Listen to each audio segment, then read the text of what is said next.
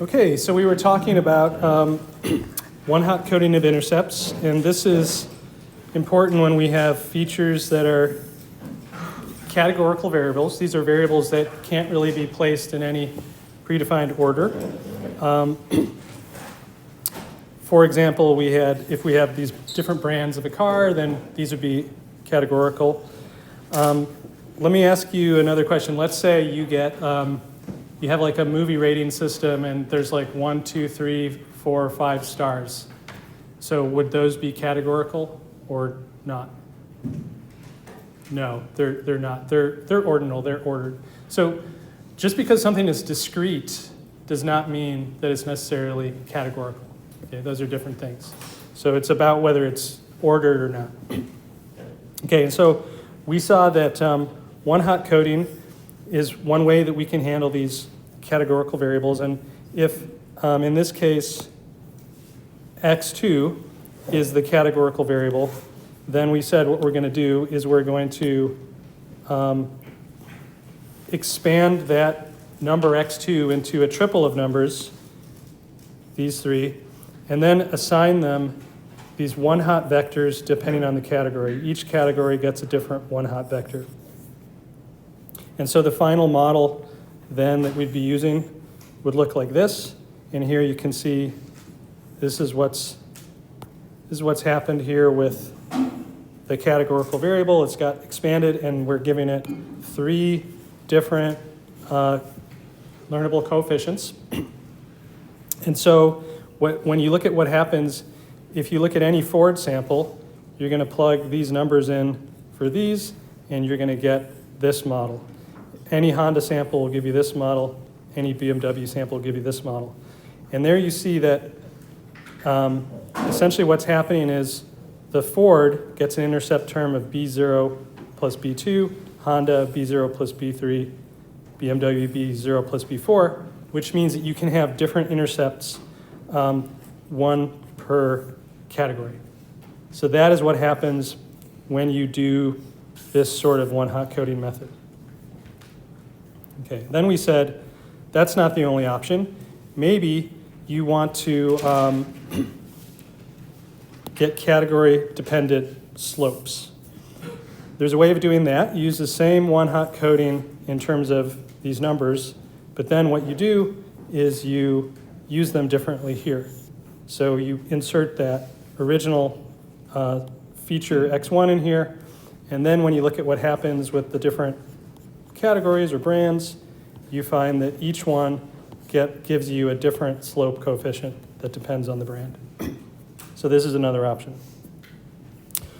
What happens if we did both one-hot coding of slope and intercept? What do you think happens?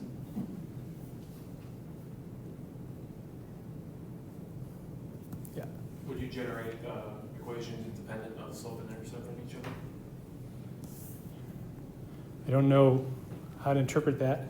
So instead of maybe having the same intercept but different slopes, or having the same slope but different intercepts, you would have 3 completely different equations. Yes, exactly. What happens is for every category, it has its own slope and intercept. And so that essentially would be the same as taking your data, splitting it into 3 data sets, 1 per category, and doing a separate fitting of each of those data sets. So that could be good or bad. If those data sets are really so different that they really need to be handled separately, then that will help you. But as we'll see, especially going forward, there's a benefit to having larger data sets. And when you split your data set into 3 like that, each one gets smaller. And so there's sort of a disadvantage that any sort of commonalities across the categories you couldn't capture them that way. So that could be, it could hurt you. What is best or worst, really, you have to sort of see what happens using a technique called cross-validation, which we will learn in the next unit. Probably not today, probably next Wednesday. Okay, so we've covered one-hot coding of slope and intercept. Now let me point out that there is a little bit of an issue here that we'll have to pay attention to. So this is going back to one-hot coding the intercept, the first technique we talked about. And when you think about this is our model here. Oops. This is our model. And there's a sort of redundancy here in this model that's bad in the sense that this matrix is guaranteed to be non-invertible when you one-hot code the way we said to do it. So let's see why that is. Let's be clever and come up with this beta vector that has this particular form. So there's something special about this beta vector. Okay, and let's also realize that when you look at the rows of the A matrix, they have one of these three forms. If it's Ford, it will have this form, Honda, this form, BMW, this form. No matter what sample, it has one of those three forms. So when you take this special vector and you look at what is the inner product between any of those rows and this vector, you'll notice that it's 0. Because this times this is -1, this times this is 0, and then this, no matter what, is going to give you 1. So that is going to cancel that, and the output will be exactly 0. And that's going to happen for every single row in your A matrix, so you will get this situation. Now, if that equation holds, I can multiply both sides of that equation by A transpose, and then we will get this equation, and this must also hold. And now we're in the situation where if you have this matrix times vector equals 0, where the vector is non-zero, that means that the matrix is not invertible. From an intuitive perspective, imagine that I looked at two different values of beta, one that was scaled this way and one that had 2's everywhere. Well, if I put that beta through this matrix and get a 0, from the output I could not tell which of those two scalings I started with, right? I've lost that information. And that means that this matrix is not invertible. It's somehow losing some information that's impossible to get back no matter what. So that's why it's not invertible matrix. And as we know, for our least squares solution, we were depending on this being invertible, so this is an issue. So there's basically two ways to fix it. One way we'll talk about later in Unit 4, but for now, the simpler way is just to do the one-hot coding scheme in a non-redundant way. There's a few different ways to do that, but one of them is to do this. You simply omit this third variable, and that will omit the redundancy that's causing this whole problem. So if you're one-hot coding the intercept and you have a category with k different options, you do one-hot coding with k-1 variables. Okay. Any questions on what we did here? No? Yes? Would that make the Ford and Honda model be dependent then on the BMW model? So it would look like this. It would basically, we would just be getting rid of that. And so now Ford has an intercept that's determined by beta 0 and beta 2, Honda beta 0 and beta 3, BMW beta 0, right? But these are all learnable coefficients. So essentially, the key is you're learning 3 coefficients to solve 3 equations. There's no redundancy. But if I do this, you can see I have basically like 4 coefficients for 3 things I'm trying to fit. That's the redundancy. So as long as we omit one of them, we solve the problem. Okay, any other questions? Okay, great. So we're almost done with this unit then. There's one last thing to talk about. So we know that we've been doing this linear regression where we're always fitting a line or a plane. And obviously that's pretty limited, right? Like there's not very much, it's quite a simple model. So I want to point out that actually with the methodology we've derived, there's no problem if you want to apply some nonlinear transformations to your features first and then use those transform features in a linear model. And one example of that is a polynomial model.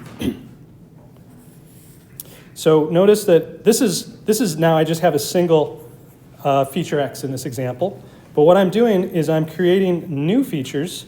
Here's my original x, but now I'm creating a new feature which is x squared, and another one which is x cubed, and so on until xd.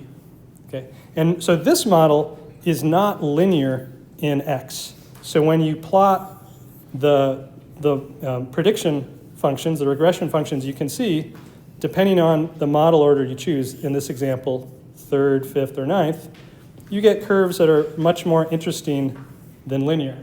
And they can do a much better job of fitting data like those points there. Okay. So the key is that we still do need some linearity. The linearity we need is linearity in the betas. That's critical. If you start squaring the betas, then, or something else, then the equations we derived earlier will not hold. But the equations hold fine if we process the features.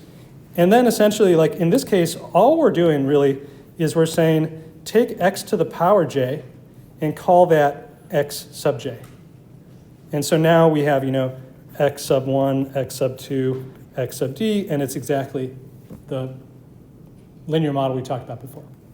And this doesn't work only with this. You could do like sine or cosine or exponential. You could do whatever you want. You can, and if you have like original features x1 and x2, you can take each of those to polynomial powers, and you can even take products of them like x2 squared or x1 squared, x2 cubed. You could do all kinds of stuff. And so you can see that like the sky is the limit here. But what new problem am I causing when I start to do this? Does anybody see an issue? Like, is more better? Like, I'm starting with a single scalar feature, but here I'm making like D features. Why don't I just make like 1,000 features? It's like if you had too many, then you probably will model noise. Yeah, exactly. There's sort of an issue here, as we'll see. We'll dig into it, but more is not necessarily better. You eventually can get a function where, yes, we're going to be modeling noise rather than the actual trends in the data. And we'll get into this more. This is exactly the subject of the next unit. But basically, this is the burden. When you start doing this, you have to make another decision, which is how sophisticated of a model do you choose? What is D in this polynomial example? So that's the new problem. We'll talk about it, and that's really going to be the focus of the next unit. All right. Any questions? What we said here? Excellent. So let's move on to the next unit. And we're starting with our polynomial regression, exactly what we talked about just a moment ago. So here we have our model says y is approximately equal to beta naught plus beta 1x plus beta 2x squared, and so on, all the way until beta d x to the power d. So we still have the same parameters as in the last unit. We still have a linear model in the betas, and so we can apply all the standard methodologies that we've used as long as we just label x to the power j as x sub j, the jth feature. And now, as we said just a moment ago, the question is, can we select D from the data? This problem is known as model order selection. So let's take a look at some examples. So instead of bringing in a real-world data set, we're going to use synthetic data in this unit, just because synthetic data has some advantages. We know the truth. We can generate as much or as little data as we need to illustrate the concepts. So this is what we're going to do. We're going to generate these points here in blue. And the way that we did that is there's just a single scalar feature x.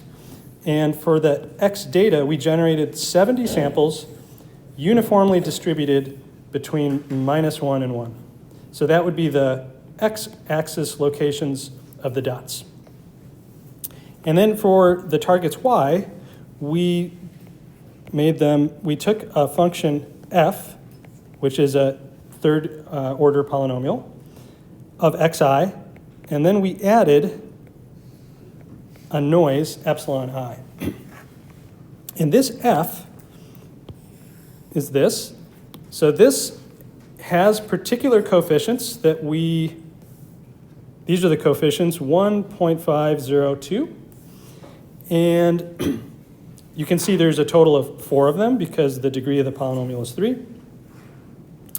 And then the way we generated the noise is we used Gaussian or normal, mean zero variance, sigma squared. So this notation, which we'll see a bunch of, this is, let me write it down.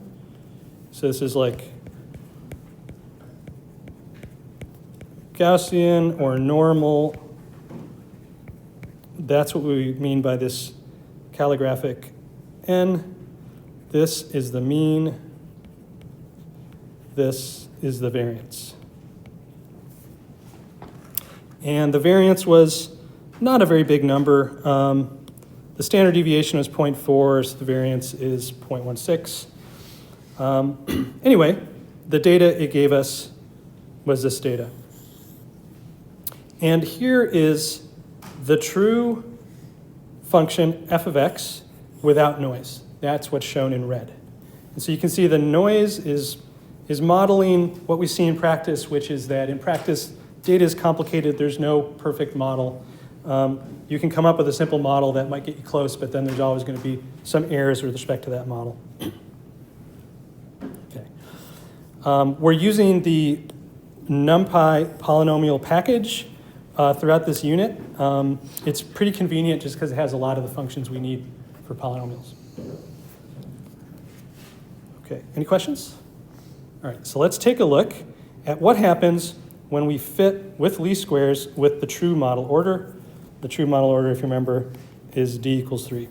So there's different ways to do this. We can use the method we learned about in the last unit, linear model dot linear regression. To do that, what we would need to do is we would need to construct features by taking our original scalar feature and taking it to the ith power. That would certainly work. Instead, we're going to use, again, the polynomial package.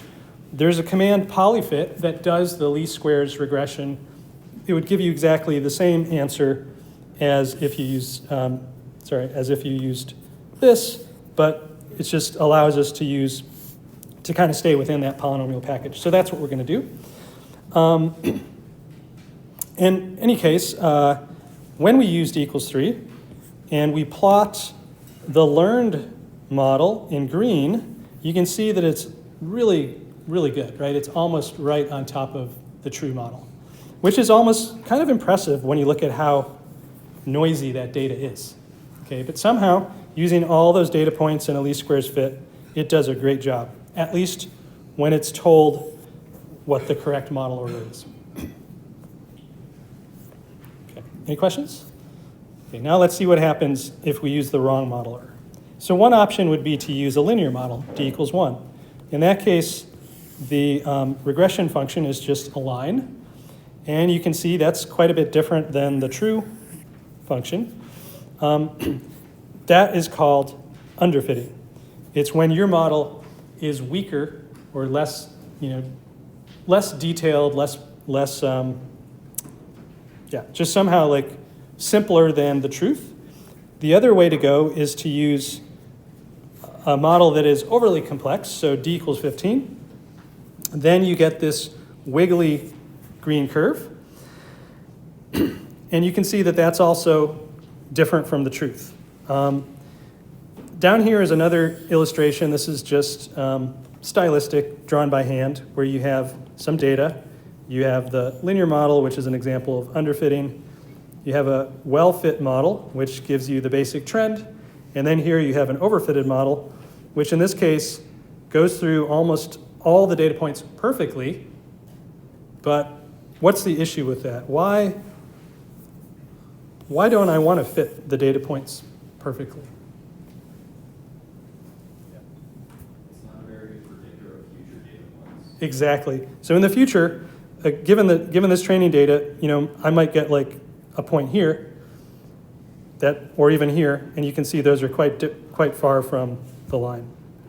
So the idea behind overfitting is that you end up fitting some aspects of the data which we think of as noise. In this case, it's literally the noise, but in other cases, it's It's particular details in the data which are specific to the training set, but not present in some future test set that you would use down the line after you're done training.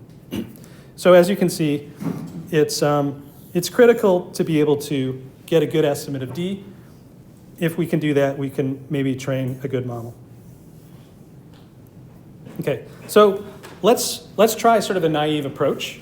We're going to do a for loop, and we're going to hypothesize different model orders D, starting with 1, and then 2, and then 3, and 4. And what we'll do is for each hypothesis of D, we will compute least squares coefficients based on the training data.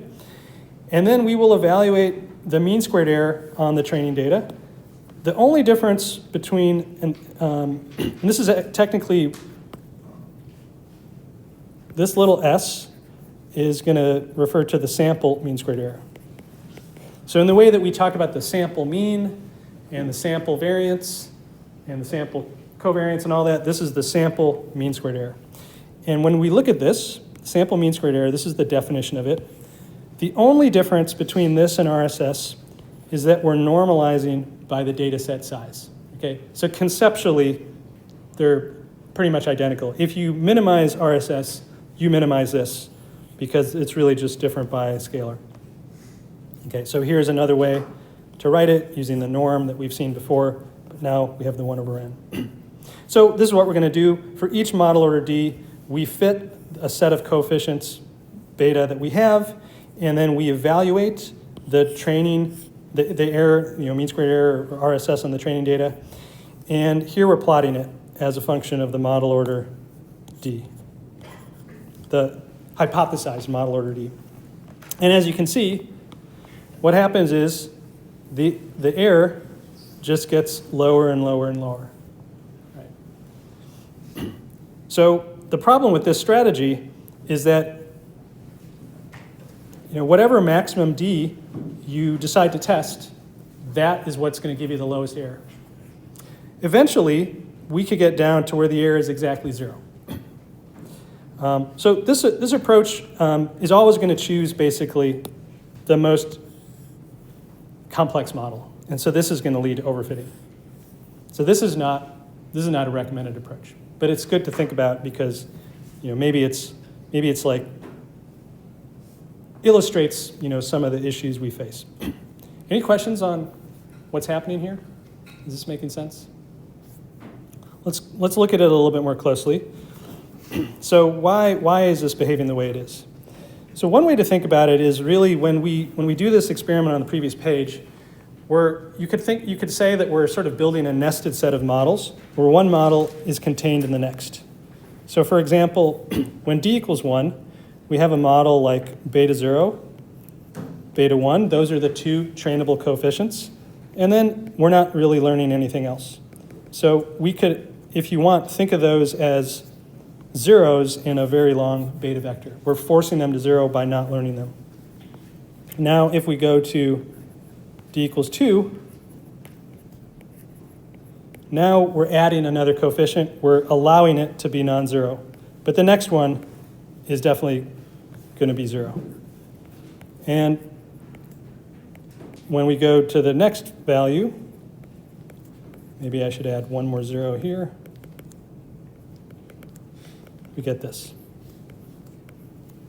So you can see what's happening is that from one perspective, we're forcing a lot of zeros, which means that maybe I could have reduced my training MSE by making this non-zero. And that happens as you go from D equals 1 to 2, and so on. So basically, each model is, as you go this way, is more capable, more powerful than the previous one. And if you're asking it to minimize training MSE and it's more powerful, it will do a better job of that. So that's an explanation for what happens. And eventually, you can get this situation where the least squares training MSE goes to 0. So for a polynomial model, it would look like this. Your model goes perfectly through all your points. And if you think about when this can happen, as soon as the A matrix, usually we think of the A matrix as tall. As you increase the number of features, it gets less and less tall until it's eventually square. And if it's square and invertible, then you can exactly predict y with some beta hat vector. Right? You want to know what the beta hat is, you just take A inverse times y, and you get it. Okay, so that's not useful because it's fitting the noise, not the main trends that we're going to see in test data down the line. Okay, any questions? Yes. If you had a low noise, like model and data points, could you use that and you could still get a good predictor then of future points? I think if you have some noise but it's small, then you just sort of push the problem down the line. You know, eventually that noise will hurt you if you choose a model that's too powerful. We'll see, I think at the end of this unit, we will actually see like some equations to what's going on. Is there another question? Okay. All right. Great. So this is a good time to stop.